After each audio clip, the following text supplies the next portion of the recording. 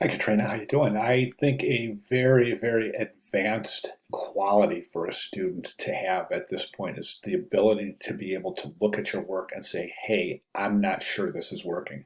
So I'm really, really impressed with your assessment of your own work. A lot of students don't have that ability until much later on in their student career, where it's actually called self-critique, and it's a very valuable process and one that isn't quite cultivated by a lot of younger design students until they get a little bit further in the program. So I'm really appreciative of the fact that you're looking at this saying, hey, I can make some improvements here. Can you help me out? I love it. I think it's fantastic. And yes, I can help you out. And I agree with you. I think it's a great ad. I love the fact that you wanted to use one of your own images. But I agree, this just doesn't ring Caribbean. Okay, now as far as this ad itself goes, I think the image is pretty good, but it needs further adjustment because it's really, really dark. There's no detail down here in the shadow areas.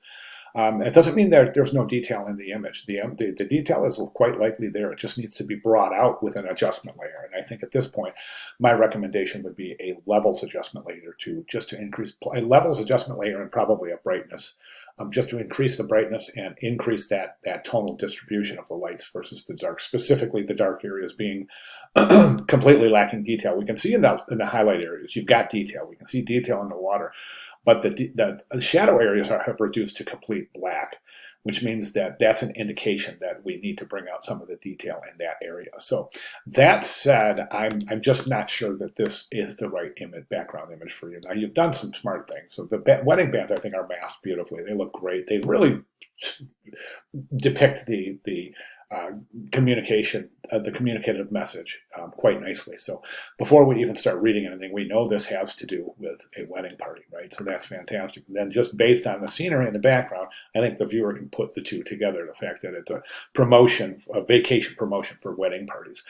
Now, recommendations. I think in this basic configuration, I think this is good because the rings are very, very large.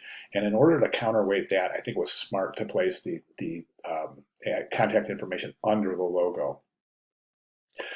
Now think about this, and this is what I would like you to concentrate on moving forward. And I wouldn't mind seeing a background image, a change in the background image. I think it would make more sense to the viewer, specifically in a situation where this is going to be reviewed by a portfolio reviewer and especially a hiring professional if this piece makes it into your final student portfolio. So, to really just bring this to the point where it's going to be received very well, my recommendation is to change the background image to something that is more suitable for a Caribbean setting. Think of beaches and palm trees, and I don't want to be cliche, but I certainly want this to ring true to a Caribbean resort. So, so think of palm trees and white, beautiful sandy beaches and pools and sunny blue skies, and think of all that. And I would recommend going out and starting the image search process and try to find a found image that would represent those attributes.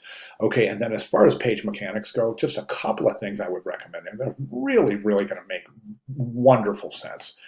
And really going to help you understand hierarchy to a high degree. So my general configurated formula that I direct in this particular project is this: headline, subhead, body copy, logo, masked image, contact information, where you want to place the contact information. Now, depending on how the layout starts to work itself out, the contact information, if you place the logos, I think right now actually the rings are a little bit overpowering. They're a little bit too large in the composition. They're definitely the focal point. So maybe reducing those a little, but think about different configurations. I think the best place for the logo is the lower right-hand side, and a great place for contact information, lower right on the logo, lower left on the contact information. If the masked image obstructs the contact information, you can feel free to go ahead and span it across the top of the ad in just one line. But anyways, yes, rest before the big day, then a subhead right here in Arial bold italic, then go ahead and address a paragraph of informational text. And of course, for a great example of all of what I've mentioned, just go ahead over into the course announcements and take a look at those examples that I posted there. Each one is a very good depiction of that basic formula for page mechanics that I had just mentioned. So think about that. And I'd like to see those changes If you want to start working on changes and resubmit here, that's great. I'll be more than glad to provide additional comments and critique recommendations. But that you don't have to. But I would like to see this before you. Well, let me put it like this: I would like to see the changes reflected in your final magazine ad, which is coming up here in a couple of weeks. But if while you're working on it, you want to run it by me for comments and critique, please feel free. You feel free to post it right here, or go ahead and email me, or whatever you want. General questions would be a great place to post it, so that our other classmates can benefit from that exchange.